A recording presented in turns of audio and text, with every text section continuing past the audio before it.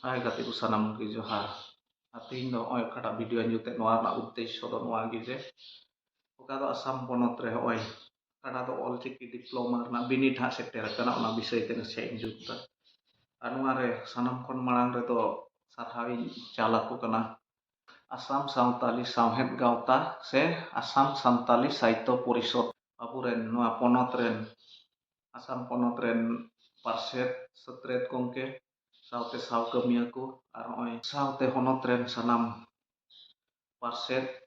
setret gongke ar saute sanam kemiaku ar ona diploma course babot te kuhutis kololen sanam tidak buddhijiwiku sanam koi sekhon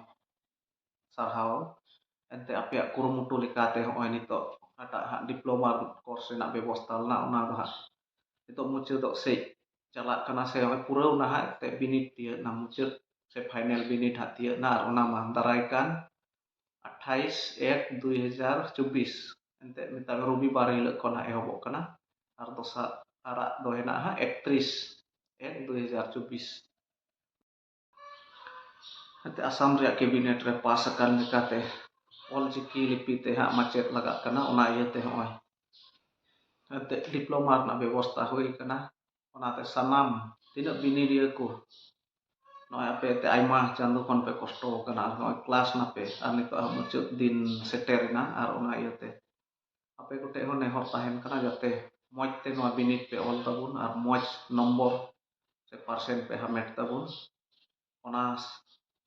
gi inse kon nehor aring ape sanam kuthe inya as al borsa tahen kana jate moj te pe ol lah binit ar binit da awe asam rena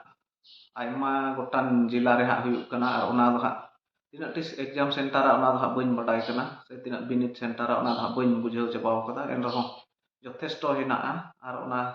sanam center ren bini dia kugi inse kon best of luck moj te ol tabun pe mah sanam kugi johar